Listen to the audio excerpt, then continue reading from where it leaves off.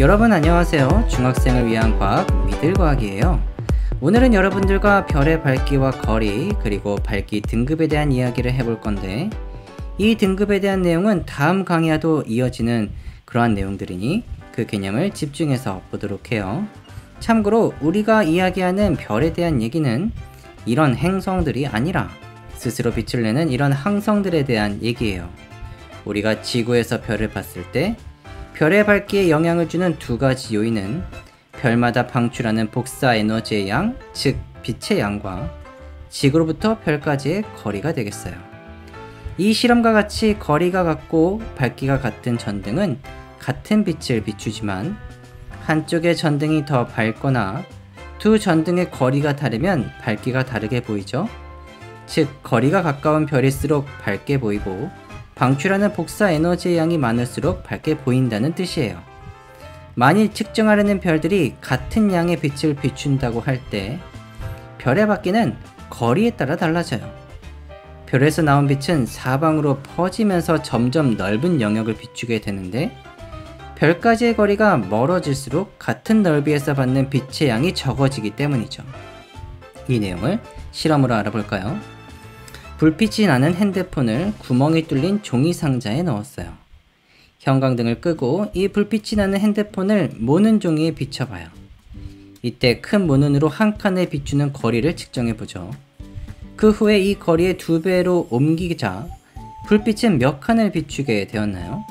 가로로 2칸, 세로로 2칸, 총 4칸을 비추고 있네요. 마지막으로 처음 거리의 3배가 되는 곳으로 옮기면 몇 칸을 비추죠? 가로 3칸, 세로 3칸으로 9칸을 비추네요.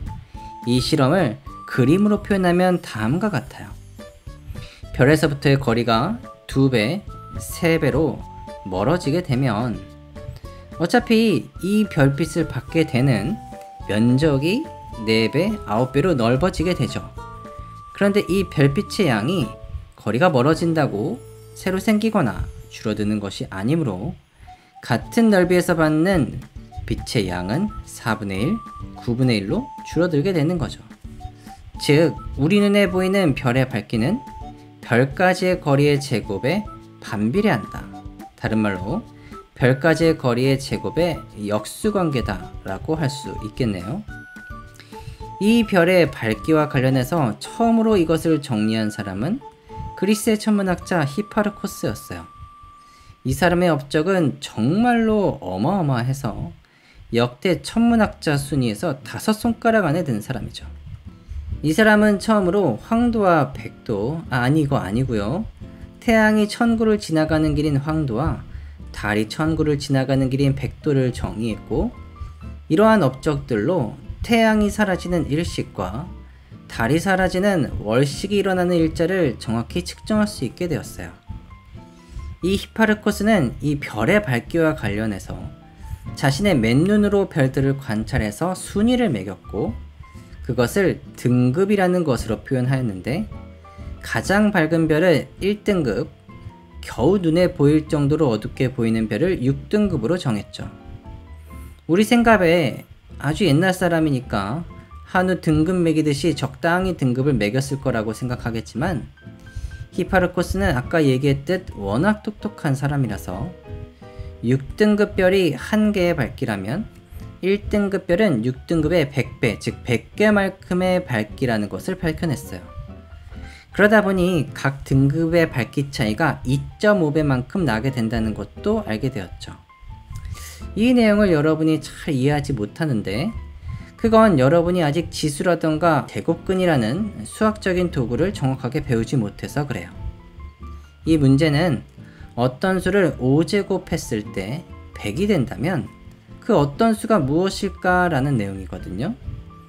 우리가 제곱근을 잘 모르니까 어떤 문제를 통해서 답을 구하려고 하지 말고 답을 미리 알고 문제를 이해하는 역발상의 방식으로 그 내용을 이해하도록 해요. 일단 답은 2.5배인데 2.5의 제곱이 얼마죠? 6.25죠. 거기에 2.5를 더 곱해준 2.5의 4제곱, 그것은 15.625가 되고요. 거기에 2.5를 더 곱해주면 39.0625, 거기에 2.5를 또 곱해주면 97.62625가 되셔서 거의 100에 가까운 숫자가 되죠.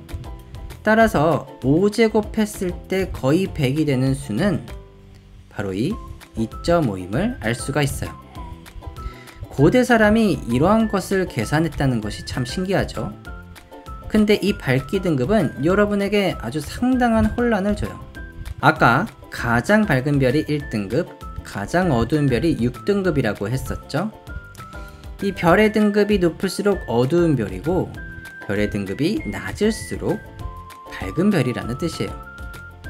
보통 밝기가 높다 하면 밝은 별이고 밝기가 낮다 하면 어두운 별 아닐까라는 이런 정비례에 여러분이 익숙해져 있어서 이런 엄청난 혼란을 야기하게 되는 거죠. 이건 다음 시간에도 한 번 더 강조할게요. 고대 그리스의 이 히파르코스의 방법이 오늘날까지 쓰이고 있긴 한데 오늘날은 기술이 훨씬 발전해서 더 많은 별들을 볼 수 있을 뿐만 아니라 더 세밀하게 밝기를 나눌 수 있게 되고 있죠. 그래서 이 등급 간의 차이를 과학적으로 한번 정의해 보았어요. 특히 1등급보다 더 밝은 별은 이 그림처럼 엄청나게 밝겠죠. 그것은 1보다 숫자가 더 작아져야 하므로 0, 마이너스 1, 마이너스 2, 마이너스 3과 같은 순서로 진행을 하게 되고요. 혹시 1등급과 2등급 사이에 낀 것과 같은 애매한 밝기를 가진 별은 소수점으로 이런 식으로 표현을 하게 되죠. 그럼 지구에서 봤을 때 가장 밝은 별은 무엇일까요? 그것은 태양이에요. 태양은 대략 마이너스 26등급 정도로 보이죠. 그 다음은 별은 아니지만 달인데 달은 마이너스 12등급 정도 돼요. 그 다음으로 행성들 중 금성은 옛날부터 샛별이라고 불릴 정도로 우리 눈에 아주 잘 보이는 별이었는데 마이너스 4.6등급 정도 돼요. 그 밖에 목성은 마이너스 2.94등급, 화성은 마이너스 2.91등급, 수성은 마이너스 1.9등급의 밝기로 육안으로도 잘 보이죠. 태양계 내의 천체를 제외하고 가장 밝은 것은 시리우스라는 별이 있어요. 대략 마이너스 1.46등급 정도 되죠. 왠지 시리우스라는 그 단어가 멋있지 않나요?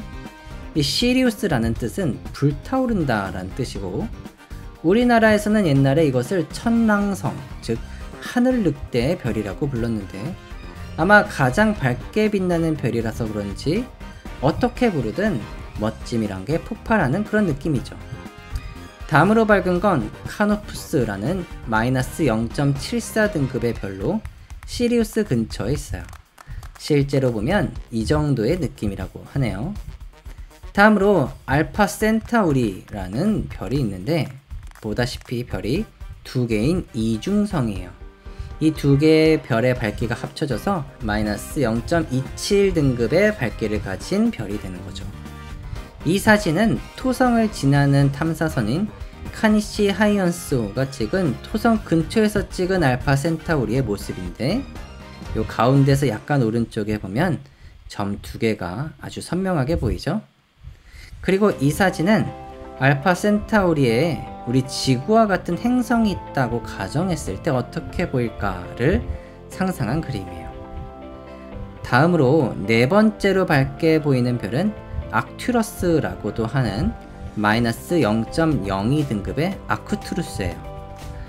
고대 그리스의 의학자 히포크라테스는 이 아쿠투루스가 보이면 건조해지고 사람들이 무기력해진다고 했대요. 거기서 저주받은 별이라는 별명이 붙기도 했다네요. 마지막으로 다섯 번째로 밝은 별은 0.03등급의 베가인데 흔히 직녀성이라고 부르는 것이죠. 좀 옛날인 1997년에 개봉한 컨택트라는 영화가 있는데 이 영화에서 바로 이 베가에서 온 어떤 메시지 그리고 외계인을 다루고 있어요.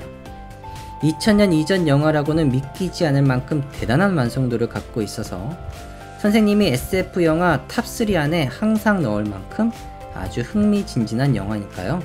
여러분들 꼭 선생님을 믿고 찾아보도록 해요. 오늘 얘기한 5개의 밝은 별 시리우스, 카노푸스, 알파 센타우리, 아쿠투루스, 베가 이 별들은 옛날부터 사람들이 잘 보였기 때문에 많이 이용되고 또 회자되는 별이었어요. 그래서 굳이 과학 시간이라서가 아니라 상식 차원에서 이 이름들을 익혀두도록 해요. 그럼 오늘은 여기까지고요. 다음 시간엔 이 등급이라는 것에 대해서 더 자세히 알아보도록 할게요. 그럼 여러분, 다음 시간에 봐요. 안녕.